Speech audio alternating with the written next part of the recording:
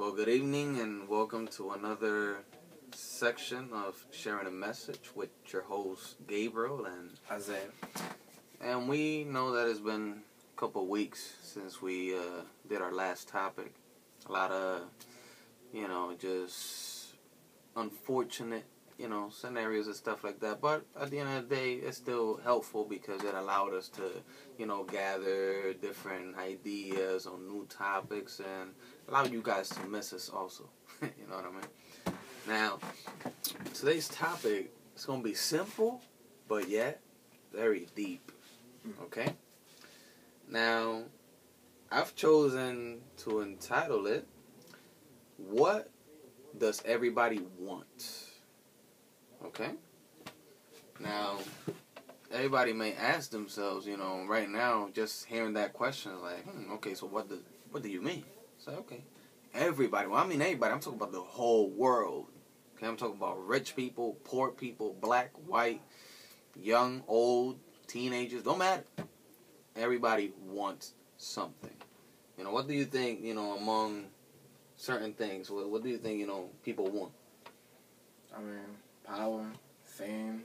Okay, people want power, people want fame, and they go for it, okay? And, some of them achieve it. Some of them, they just live, die trying, and they never get there, so they, okay. But now, after that, after they get to that level, let's say, somebody like Justin Bieber, all right? And, he did little videos on YouTube and whatnot, singing, and, somebody saw him, boom, they called him and made him a big star. Now he's a big star. Now he got the fame, now he got the power.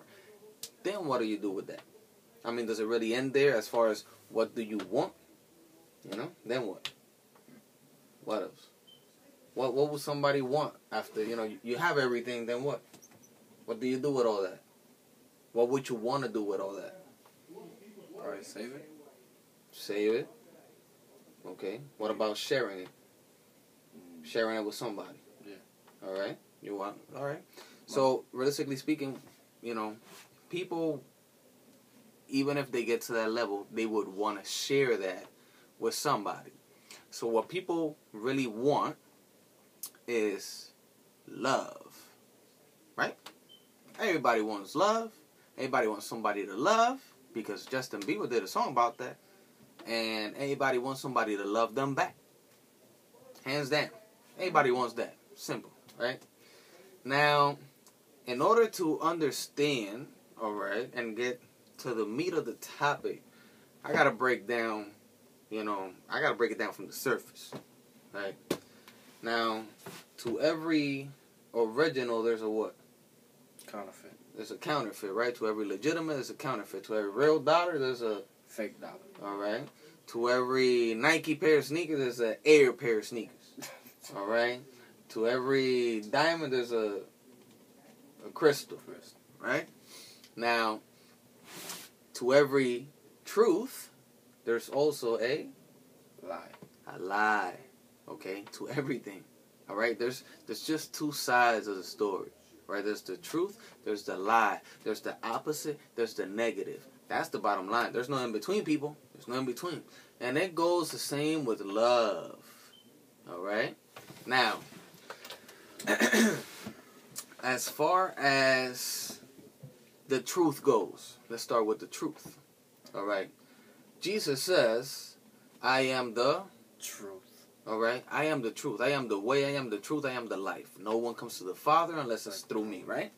So Jesus is the truth, meaning everything that has to do with God is the truth, the absolute truth. All right, now if you don't believe in it because you choose not to believe in it, then what are you choosing to believe? The opposite. You're choosing to believe opposite, which is if it's not truth, it's a lie. So you choose to believe a lie. You see where this whole controversy starts to begin in our own heads? All right? We ourselves are the problem. Why we really don't find true happiness, because we really don't look for the true, we really don't look through the true source. We look through the false source. And that's why we find the false happiness, the false way of life. All right? Now, ponder on that for a second. All right, so if Jesus is the truth, all right, then Lucifer should be what? A lie. Lucifer, everything that has to do with Lucifer has to do with lies. And just so you know that I'm not coming up with this stuff, all right, and the Holy Bible, all right, Jesus himself says in the New Testament, in the book of John, chapter 8 and verse 44, that... And verse 44 says, you belong to your father, the devil, and you want to do what he wants. Okay, hold that. We're not saying that you belong to your father, the devil. No. We're not saying that the devil's your father either. No. Jesus is saying here that you belong to your father, the devil, and do what he wants you to do, because that's what you would willingly want to do after you know the difference between right and wrong. A lot of wrongs that we do in our life, we do it ignorantly because we are lacking knowledge. We don't know no better. All right? And God is patient. He's merciful. And he doesn't condemn people based on their ignorance. No. All right? People condemn themselves based on their knowledge and reject, the way they reject it. That's the bottom line. So when you willingly, after understanding what God is about, you say, you know what? I don't want that. I want this. Then you get classified under the category of being the devil's child because you like to do what the devil wants you to do.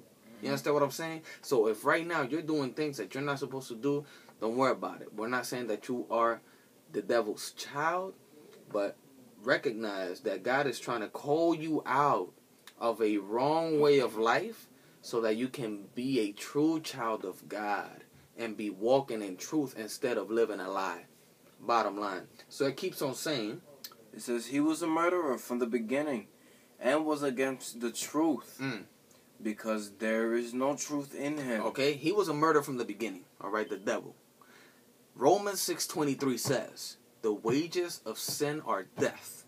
All right, when he caused Adam and Eve to sin, all right, he automatically condemned them to die. All right, eventually, physically, not instantly, but eventually, because at first they were originally made to be perfect and immortal. Yep. All right, now because they sinned, that immortality was taken away from them. So he's been a murderer since the beginning, and he has been against the truth. Now, who is the truth? Jesus. Excuse me, Jesus. Jesus. So, Jesus, all right, is the truth. Now, he's been against Jesus since the beginning, and there's no truth in him, meaning there's no Jesus in him. What is in you? Is there a little bit of Jesus in you, or is there a little bit of the devil in you? You do your own inventory and find out, okay? So, it keeps on saying, when he tells a lie, he shows what he is really like. Because he is a liar and the father of lies. A liar and the father of it. Meaning, he invented lies. Every lie that we say, guess who is the one projecting it through us? The other. The enemy. So you're not the one coming up with it. He is the one putting it in your head, and you're the one you're a messenger. That's it. You're a medium. All right? You are the in-between man. You're just delivering a message that comes from something that you don't see. Okay? So, understand this. Every lie we say comes from him. Every truth we say comes from? Jesus. From Jesus. Okay? So, now, after understanding this reality, right? We have truth. We have lies. We have legitimate. We have counterfeit. Everybody wants love. Alright? Now, why do you think people want love? They need something to fulfill themselves. They need something to fulfill themselves, right? It's a need. It's a natural need. Now, why do you think it's a natural need? Because God created us with that natural need, with that natural desire for love. So you naturally are built and created, designed by the creator of the universe to desire love. Now, here's where the bomb drops. Okay? If you naturally are inclined your desires, are inclined to desire love, do you even know what you really want? Mm-hmm. What does 1 John 4:8 says? It simply says, God is love. Okay, hold up a second. It says, if you don't know love, it's because you don't know God, because God is love. Look it up for yourself. 1 John chapter 4, verse 8. Okay? So, if you want love by nature, that means that God designed you to naturally have a need and desire for Him. Alright? But, because your mind, alright, your conscience, your character has been molded by TV, by music and everything to perceive love to be a certain way, alright, you think love is just one way, which is the way the devil has created the image of love, alright? That is the love that Justin Bieber likes, you know. I just need somebody to love. All that stuff, alright? Now, that's not what God is about. Right? That's what the devil's about. So, you naturally are inclined to want God. Now, the problem with that is, when you hear somebody say, I want God, I want love, alright? And you tell them, hey, you know, then you need some God in your life. What is the instant natural reaction? What you talking about? I don't need that. I don't need him. I said I want love. Okay, right? So you say, no, I don't need no God. All I need is love. Okay, so the problem begins with you not understanding what love is. You think love is a certain way because you've seen it on TV projected a certain way. You've heard it on music projected a certain way. But yet, that is all a lie. And until somebody wakes you up to smell the coffee, you won't realize that you've been believing a lie. Okay? So, when it comes down to love, right? God and love are not two different things. We, because we don't know no better, we tend to separate them both. We think God and love are two different things, when in reality they are one. Alright? So God and love are one thing. They're the same thing. Alright? So if you want love, you really want God. Now that means that God, alright, because Jesus is also God. Jesus is the truth, right? So that means that His love is the true love, right? Now, wouldn't the devil know how to love too? Well, not God's way. No. But His way. But His way. Now, we understand that the devil is the father of? Lies. Okay. So the kind of love that the devil manufactures is a? Lie. It's a lie. It's a counterfeit system of what true love is. Bottom line, people. When you say, I don't want God, I just want love, all you're saying is, I don't want real love, I want fake love. That's a little deep right there. I mean, look, backtrack at your love life. How consistent has it been? How faithful has it been? How fulfilling has it been? How respectful has it been? I mean, has it really been worth it to getting into dumb relationships? Where have they gotten you to be at this moment, at this level? How do you picture love? Are you one of those that think that love sucks? That love doesn't exist?